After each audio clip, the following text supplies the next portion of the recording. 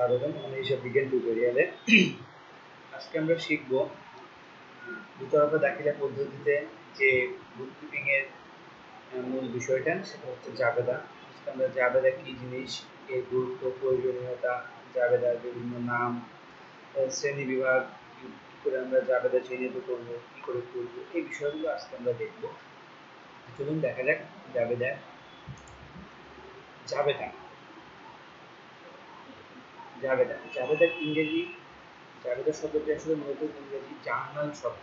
ইংরেজি পরিভাষা জার্নাল, যে জার্নাল জার্নাল শব্দ।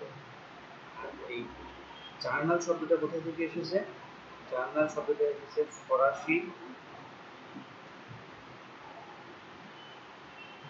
জার শব্দ থেকে।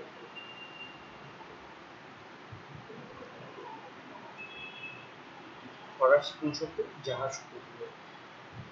ব্যবসা প্রতিষ্ঠানে প্রতিনিয়ত অনেক লেনদেন শনাক্ত করতে হয়, বিশ্লেষণ করে ডেবিট ক্রেডিটের মাধ্যমে হিসাব নিকাশের প্রাথমিক বইতে সময়ের অনুসারে লিপিবদ্ধ করতে হয়। এটাকে মূলত জাবেদা বলে। তাহলে আমরা একটু ভালোভাবে বললে, জাবেদা হলো একটি হিসাব নিকাশ রেকর্ড যাতে লেনদেন সমূহ প্রাথমিকভাবে সময়ানুক্রমিক বিন্যাসে লিপিবদ্ধ করা হয়। জাবেদাকে কি বলা হয়? হিসাবের প্রাথমিক বই বা লেনদেনের লিপিবদ্ধকরণের কাজ করে। জাবেদা আসলে কি করে? মূলত জাবেদা হিসাব বিজ্ঞান প্রক্রিয়ার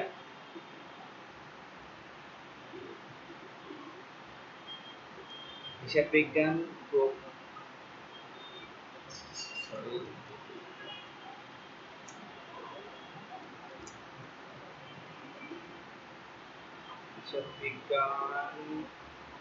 প্রক্রিয়ার লেনদেন লিপিবদ্ধকরণ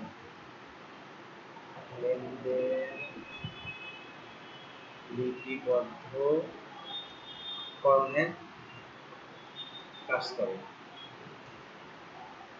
জাবেদা কি করে? লেনদেন লিপিবদ্ধকরণের কাজটা করে। তারপরে এই লেনদেনকে প্রাথমিকভাবে জাবেদা বলতে লিপিবদ্ধ করা হয়। এই লিপিবদ্ধকরণকে কি বলা হয়? দাখিলা দেওয়া। লিপিবদ্ধকরণ কাজকে আমরা দাখিলা দেওয়া বলে থাকি। তাহলে জাবেদা ইংরেজি জার্নাল শব্দ প্রতিশব্দ, যা ফরাসি শব্দ জার শব্দ থেকে এসেছে। আর হিসাব বিজ্ঞান প্রক্রিয়ার লেনদেন লিপিবদ্ধকরণের কাজটি করে থাকে হচ্ছে জাবেদা। তাহলে এই লেনদেন লিপিবদ্ধকরণের কাজকে কি বলা হয়? দাখিলা দেওয়া। দাখিলা দেওয়া জাবেদা লিখন বা দাখিলা কাঠামোগতভাবে দুই প্রকার। এটা হচ্ছে দুই প্রকার। এই দাখিলা দেয়া দুই প্রকার। কি কি? একটা হচ্ছে সরল দাখিলা। সরল দাখিলা, সরল দাখিলাটা কি? একেবারে সিম্পল এন্ট্রি। একটি লেনদেনের জাবেদা দাখিলায় যদি শুধুমাত্র দুটি হিসাব খাত জড়িত থাকে, অর্থাৎ একটি ডেবিট এবং অপরটি যদি ক্রেডিট থাকে, তবে তাকে কি বলবো? সরল দাখিলা। মানে দুইটি হিসাব খাত জড়িত থাকবে। আমরা একটা উদাহরণ দিতে পারি। উদাহরণ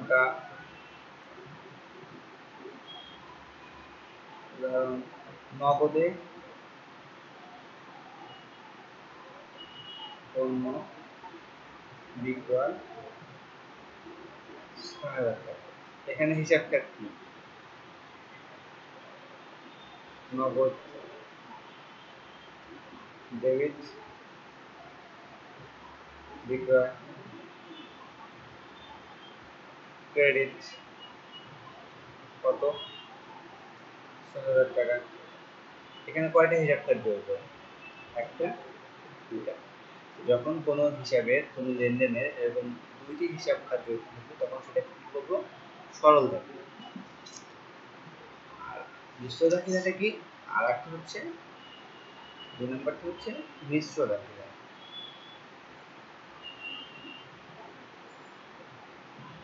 দাখিলা দুই প্রকার, সরল দাখিলা, মিশ্র দাখিলা। এখন মিশ্র দাখিলা কাকে বলে? একটি লেনদেন জাবেদা দাখিলায় তিন বা ততোধিক হিসাব খাত জড়িত থাকে, বা দুইয়ের অধিক যদি হিসাব খাত জড়িত থাকে, তাকে বলা হয় মিশ্র দাখিলা। মিশ্র দাখিলা কি হতে পারে? দুটো ডেবিট হতে পারে, একটা ক্রেডিট হতে পারে, অথবা একটা ডেবিট হতে পারে, দুটো ক্রেডিট হতে পারে।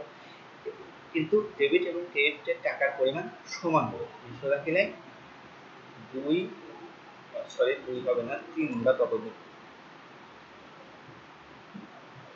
3 বা ততোধিক হিসাব খাত জড়িত থাকবে।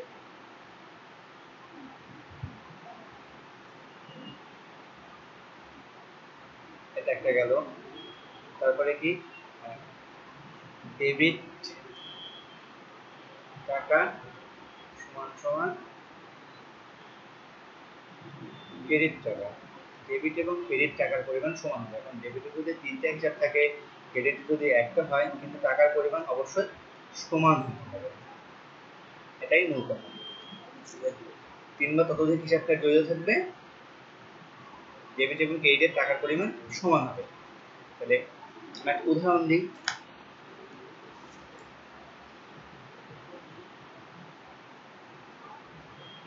উদাহরণ মিশ্র দাখিলার উদাহরণ কি হতে পারে? মালিক নগদ 30,000 টাকা এবং 70,000 টাকার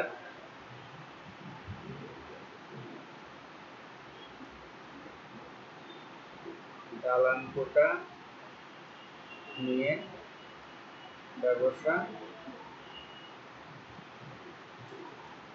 শুরু করলেন। এখানে দেখো কতগুলো হিসাব খাত আসতেছে। মালিক কি আনছে? নগদ টাকা, নগদান হিসাব ডেবিট। আর কি আছে? দালান কোটা, দালান কোটা হিসাব ডেবিট, যা আনবে সব ডেবিট। আর কি? মূলধন হিসাব ক্রেডিট। এটা কত? 30,000, এটা 70,000, টোটাল কত হবে? তাহলে ক্রেডিট কি হবে? এটা মিলে 1 লক্ষ টাকা। তাহলে এখানে দেখো কয়টা হিসাব? 1, 2, 3টা হিসাব। তাহলে কি এটা মিশ্র দাখিলা? এখন দেখো মোট ডেবিট টাকা ইকুয়াল মোট ক্রেডিট টাকা। 30,000 যোগ 70,000 সমান সমান 1 লাখ। এটাই বলা হয়েছে যে ডেবিট এবং ক্রেডিট টাকার পরিমাণ সমান হবে। এটাই হলো দাখিলা। জাবেদা কি? জাবেদা দাখিলা। এখন আমরা আরেকটা জিনিস শিখব, সেটা হচ্ছে জাবেদা বইয়ের বিভিন্ন নাম। জাবেদা বইয়ের বিভিন্ন নাম। জাবেদা বইকে আমরা কি কি নামে রাখতে পারি? একটা আছে মৌলিক দাখিলার বই, মৌলিক দাখিলার বই, প্রাথমিক দাখিলার বই। এগুলো সবই একটা জাবেদার নাম। প্রাথমিক দাখিলার বই। আর কি হতে পারে? দৈনন্দিন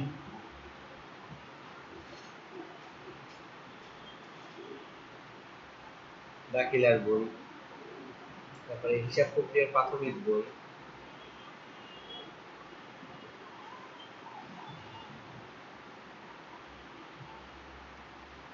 তারপরে হতে পারে সহকারী দাখিলার বই,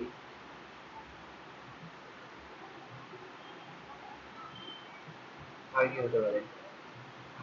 আদি হিসাব বই। সর্বপ্রথম এটা আসছে সেই দুটো দাখিলার বই, লুকা প্যাসিও যেটা করে দিয়ে গেছে, এজন্য আমরা আদি হিসাব বই বলতে পারি। তারপরে কি বলতে পারি? তারপরে বলতে পারি মূলত এগুলোই। সময় আনুক্রমিক রেকর্ড, এটাও বলতে পারি। এগুলো বিভিন্ন জাবেদা দাখিলা বই। তাহলে এ পর্বে আমরা কি জানতে পারলাম? জাবেদা কি, দাখিলা কি কি এবং কত প্রকার, আর হচ্ছে জাবেদা বইয়ের বিভিন্ন নাম। আশা করি একটু হলেও তোমরা বুঝতে পারছো। দেখি তো আজকের মতো এখানে, সবাইকে ধন্যবাদ।